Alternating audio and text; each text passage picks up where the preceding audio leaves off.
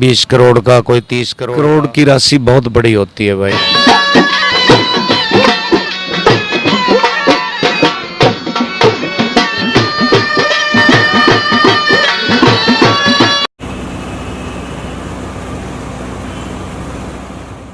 ये बात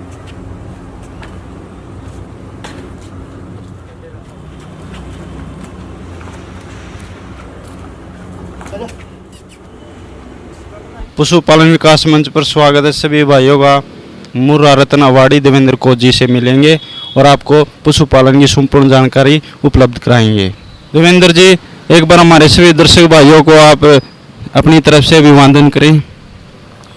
मेरी तरफ से सभी पशुपालकों को समस्त हरियाणा थ्रू आउट इंडिया मेरी तरफ से बहुत बहुत शुभकामनाएं, नमस्कार।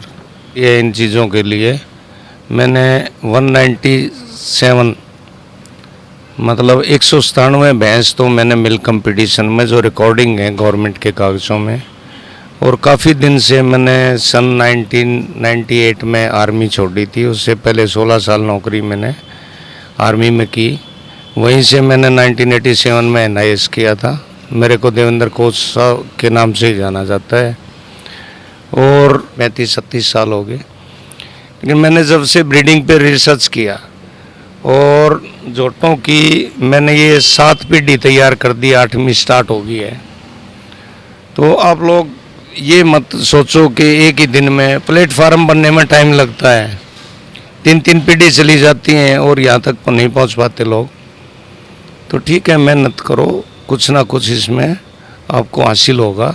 कोच साहब जी, हम आपसे जानना चाहेंगे, मुर्रा रत्न अवार्ड के अलावा भी अपने आपको कोई अवार्ड भी मिले होंगे पशुओं में, एक बार उनकी जानकारी आप पशुपालन विकास मंच के दर्शकों तक बताएं जी। और पशु प्रदर्शनी मेले लगते हैं, उनमें सम्मानित होती रहती है। फर्स्ट सेकंड थर्ड पशु आते हैं तो उनको गवर्नमेंट इनाम देती है। तो उसमें आप ये मत सोचो कि फर्स्ट नहीं आए तो भाई पहली बार में फर्स्ट आना चाहिए, ऐसा कुछ नहीं है। आप मेहनत करो और कहीं ना कहीं आप कामयाब होकर दिखाओगे। हमने भाई मतलब ये नहीं सोचा कभी भी कि मेरा ही पशु फर्स्ट आए। मेहनत की, फर्स्ट सेकंड थर्ड। हमें ना जीतने की ज़्यादा खुशी होती है, ना हारने का ज़्यादा गम होता है। तो इसमें कोई ऐसी बात नहीं है कि हर बार आप ही फर्स्ट आते रहो। बहुत बड़ा हरियाणा भाई, स्टेट लेवल पे चलो, उसके बाद आपको मौका मिलेगा नेशनल लेवल पे कंपटीशन लड़ो। तो लड़ते जाओ, रिसर्च करते जाओ, मेहनत करो। ये इसको लाइफ को इतनी सीमित मत रखो कि आप वहीं तक के 2 टाइम दूध बिक्री करके वहाँ लिपट के रह जाओ। ब्रीडिंग पे रिसर्च करो। जब तक आप ब्रीडिंग नहीं करोगे, आगे कटिया से भैंस बनती हैं भाई, कहाँ से लाओगे। और ये हरियाणा तो मुर्रा की खान है। मैं युवा पीढ़ी को यही कहूँगा कि उसमें अपना मेंटेन रखो, बढ़ावा दो उसको। एक ट्रिब्यून पढ़ रहा था, उसमें लिखा हुआ था buffalo is the black diamond, काला हीरा है।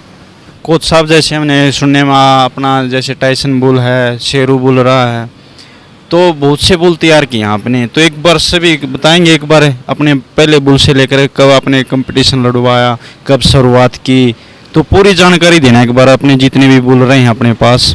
लुधियाना के अंदर सुरजीत सिंह बरनाला थे, पंजाब के मुख्यमंत्री। लुधियाना में कंपटीशन हुआ था। हरियाणा से टोटल 8 पशु गए थे, गाय भैंस कटड़े मिला के, और सरकारी वाहन में गए थे वो। वहाँ पे वो हमारा कटड़ा ब्रीड चैंपियन बना था, और उसी के बाद से हमारी पीढ़ी दर पीढ़ी चलती आ रही है। हम लगभग अबाउट 20 लीटर वाली भैंस ही कोशिश करते हैं अपने फार्म पे रखने की, के कटड़े तैयार किए हैं हमने आज तक। और ये अभी 7 पीढ़ी हो गई, 8वीं पीढ़ी स्टार्ट हो गई है।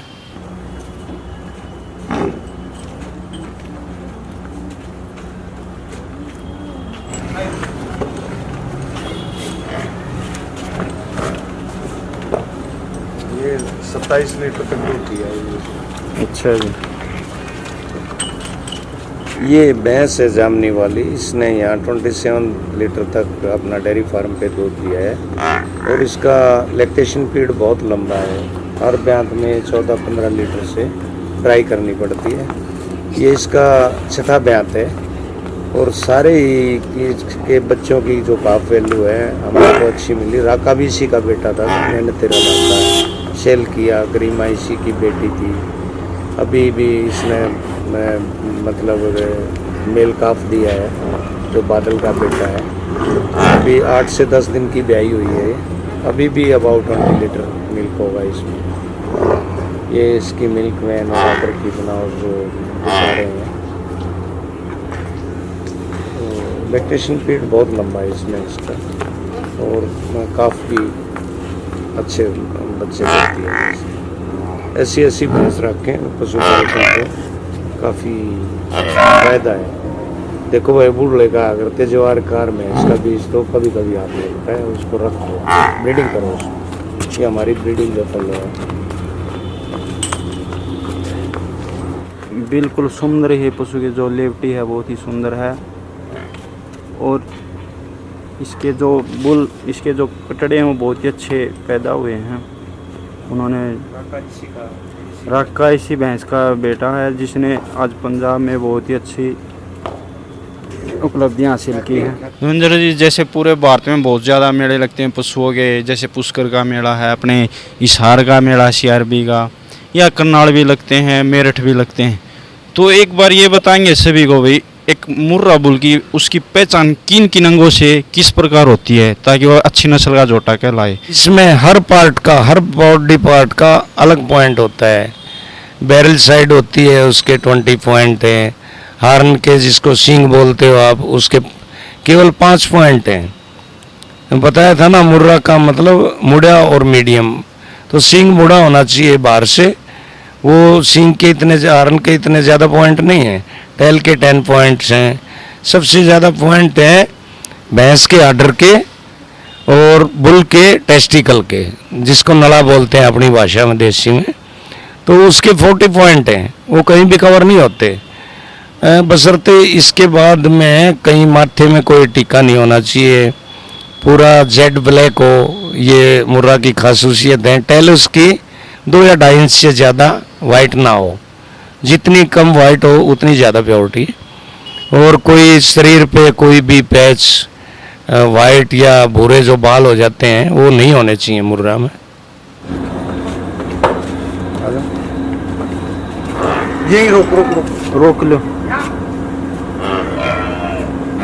ये टाइसन बुल है, 3 बार का ब्रीड चैंपियन बुल है।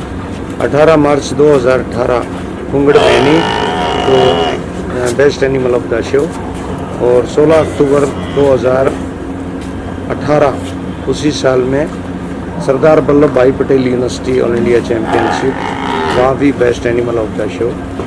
उसके बाद ये 24 मार्च 2019 परसोला झींद, वहाँ भी best animal of the show. ये लगातार 3 बार ब्रीड चैंपियन रह चुका है।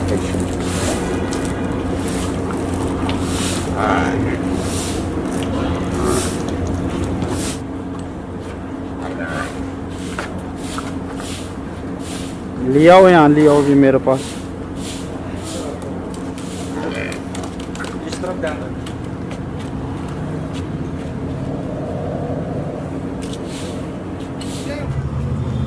पैर करवा देता, सीख ले तू।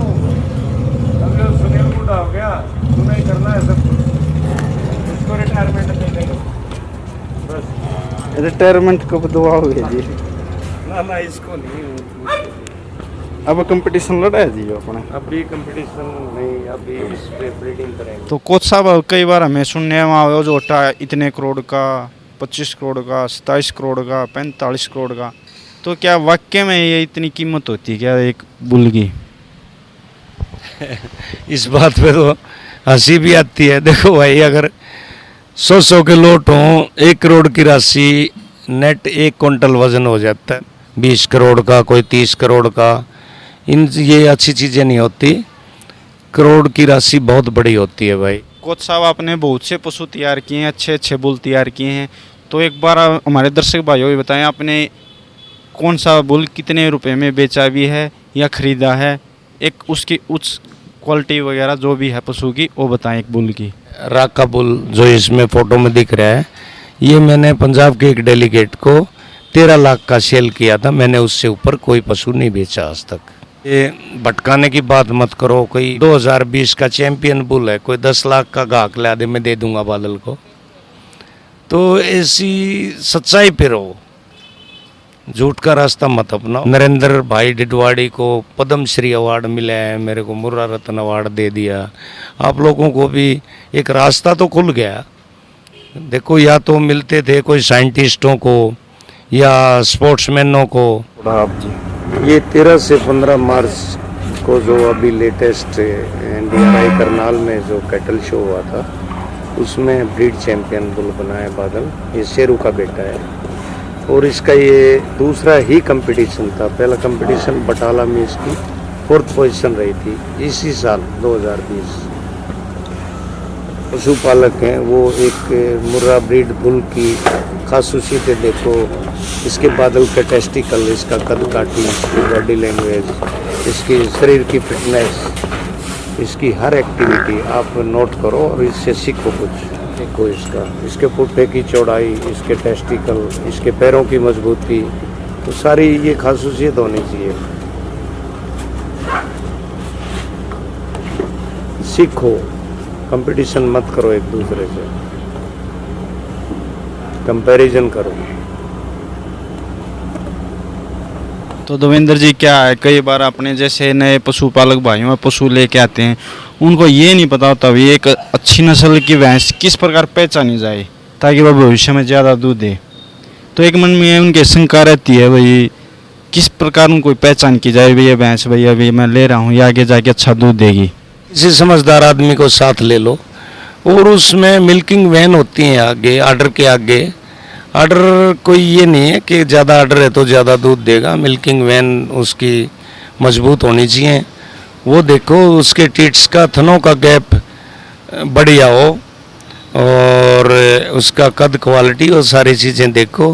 फिर अगर ब्लड लाइन तक आप पहुंच जाओ तो बहुत ही अच्छे हैं। भाई इसकी माँ ने कितना दूध दिया था, दादी नानी तक पहुंच जाते हैं, मजाक भी उड़ाते हैं लोग हमारा। तो ये सारी चीज़ें हैं जिन पे आप ध्यान दोगे तो मेरे ख्याल से ठीक पशु खरीद पाओगे आप। तो देवेंद्र कोच साहब जी, कई बार पशुपालकों के सामने समस्या आती है, उनके पशु दूध नहीं उतार पाते, तो कई पशुपालक जानकारी के अभाव में पशु को पोषने वाला टीका लगाना शुरू कर देते हैं। तो इस पोषाने वाले टीके के बारे में आपकी क्या राय है जी? ये जो दूध इनका पीते हैं वो पशु के लिए भी और आदमी के लिए भी काफ़ी हानिकारक होता है।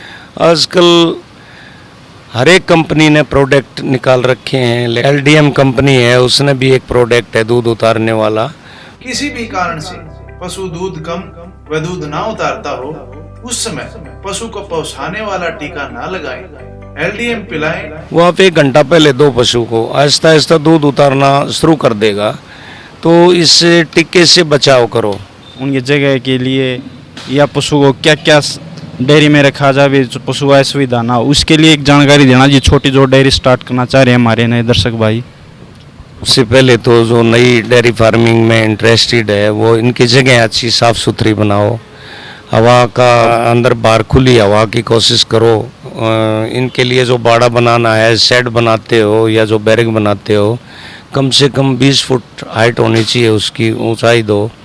रोशनदान वगैरह लगवाओ और नीचे साफ़ सफाई की व्यवस्था करो। अगर आप कच्चा रख सकते हो तो बहुत बढ़िया है।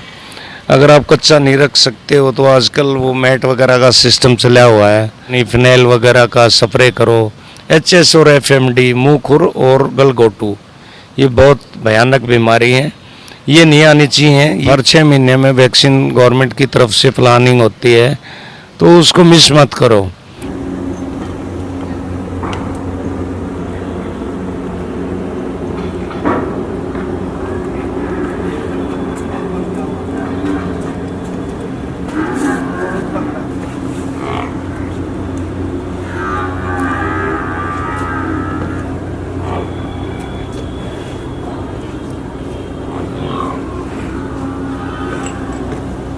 कई पशुपालक भी आपकी तरह एक नाम कमाना चाहते हैं जी, अच्छे बुल तैयार करना चाहते हैं, अच्छी भैंस तैयार करना चाहते हैं। तो आप उन हमारे पशुपालक भाइयों को बताओ सर, वो कब से स्टार्ट करें इस तरह की प्लानिंग और किस प्रकार शुरुआत करें इसकी? जो भी अच्छी ब्लड लाइन की आपकी भैंस है जी, वे आप अच्छा जो बुल समझते हो, बहुत अच्छे अच्छे बुल हैं जिन मिल्क लाइन का, उससे उनका कृत्रिम गर्भाधान जो AI करवाओ।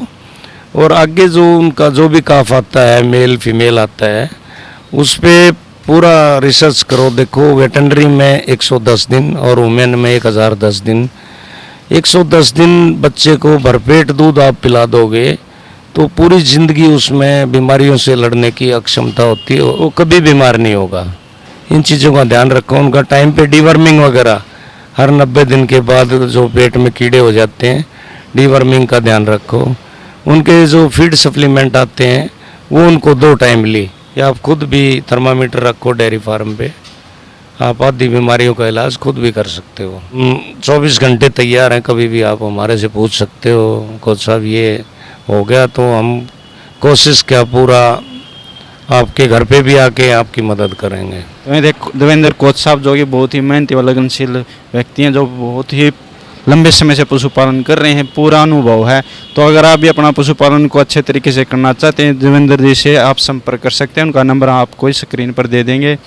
तो आप देवेंद्र जी से समय पर किस प्रकार पशु की तैयारी करनी है, पशु को बेचना है या पशु को तैयार करना, हर तरह की जानकारी बिल्कुल किसी भी समय प्राप्त कर सकते हैं। तो देवेंद्र जी हमेशा पशुपालन को बढ़ावा देने के लिए पशुपालकों की सेवा में तत्पर तैयार हैं।